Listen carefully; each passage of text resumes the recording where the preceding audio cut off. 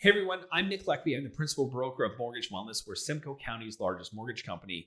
And I'm joined today by Peggy Hill, CEO of the Peggy Hill Group Realty.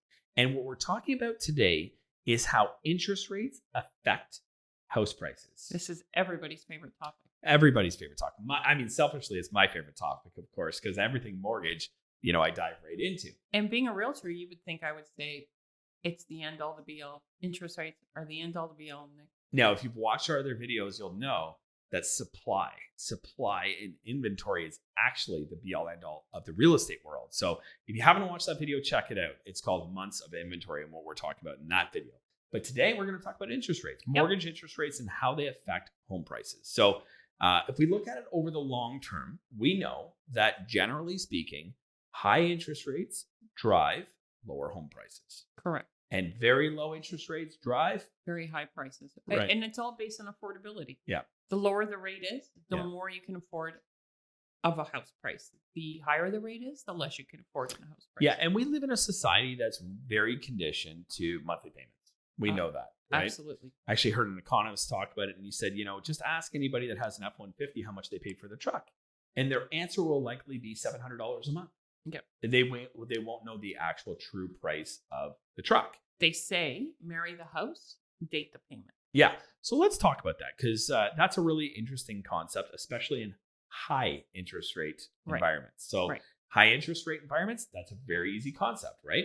You take the rate, right, as long as you can afford the payment, and you get a lower home price as a result, because when interest rates are high, home prices are low. Right? But we also know that they won't stay high forever. Yes, that's true. So my personal opinion has always been, if you're in a high interest rate environment, and you can afford the payment, take the payment on for a year or two. Yeah. Or take the variable. Do one of those two things, because you will be able to refinance when the rates drop. Yeah. Yeah. Actually, there's a video going around from Dave Ramsey, personal finance expert. He has a live show on YouTube and that sort of thing. And he says, if rates are high and home prices are low, buy the house. Buy the house, wait for rates to come down, refinance the mortgage. You get the benefit of the lower priced home, right? And you can get rates for a year or two. Yeah, absolutely. And while you wait for, the time when rates are better, because they never go straight up and they never come straight down. No. And there was another experience I had. I was listening to an economist on stage, and somebody said, will rates ever be back to, 1 or 2%? And he said, I hope not, because that'll mean our world is in a pandemic. Well, exactly. Right. And interest rates, we know for about a 10-year period, 2010 to 2020 floated between 3 and 4%. Yep. And that's really okay. And that, really speaks back to the buyer's market, seller's market, balance market that we talked about in our other video as well. But, somebody really smart, I don't know if you know who it is, but somebody really smart told me that interest rates and home prices don't typically travel in the same direction. And that is the only reason for that is affordability. Right. Again, because if the rates go up, price, you can't have both. You can't have it all. Yeah. So if the rates are higher, then you're going to see prices drop based on the fact that people can't afford. Not everybody can afford. So if not everybody can afford, that means there's not as much demand, which again comes back to what matters in real estate, and that's supply and demand. That's right. So that smart person I was talking about is Peggy. She told me that.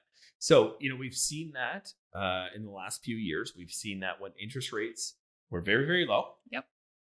Home prices were very, very high. Correct. And when interest rates turn and they're very, very high, prices come down. Now, let's talk about, an opportunity. Like if interest rates, let's say, come down, right? Okay, they're decreasing and home prices are still declining. Is that a good time to buy, do you think? If interest rates are coming down, right, and home prices are still coming down as well. There may be a small window of opportunity. They're both traveling in a downward direction. Would you buy a home at that stage? I would. Only because at some point that trajectory changes. Right. Exactly my point. They'll never both go straight down. Right. So if you roll back to my first comment there where I said, home prices and interest rates don't typically travel in the same direction. If you catch them traveling in the same direction, it's really bad or really good. Right. And it won't last for It will long. not last forever. There was a point that I can remember recently where interest rates and house prices were going up at the same time. And that's a dangerous situation, right? Absolutely. Now, if home prices come down and interest rates come down, there may be an opportunity for a purchaser to catch both of those opportunities. Absolutely. And that would be a really great opportune time. So interest rates high, home prices low. Interest rates low, home prices high.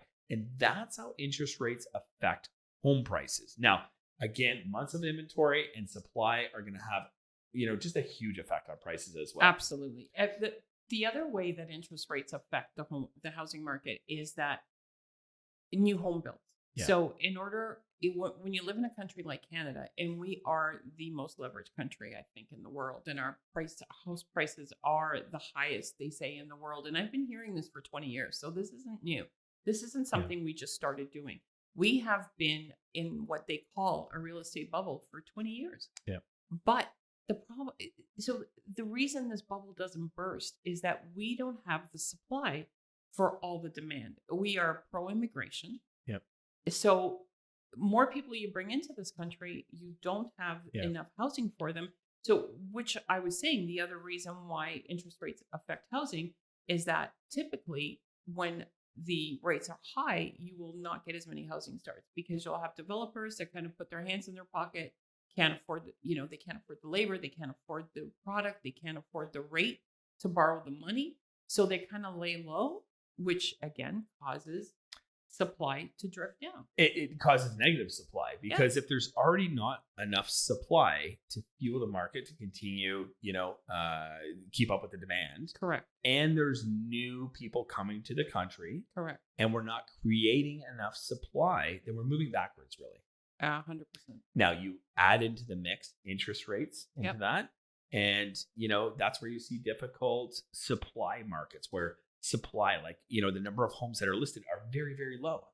Even in a decreasing home price market, you could have very limited supply, right? Oh, absolutely. Yeah, absolutely. So I hope that's helpful. That's how interest rates affect the housing market. Now, if you have questions about mortgages and interest rates, you can feel free to reach out to us at mortgagewellness.ca. All things real estate, months of supply and demand, and really what the market's doing at any given time. Reach out to peggyhill.com.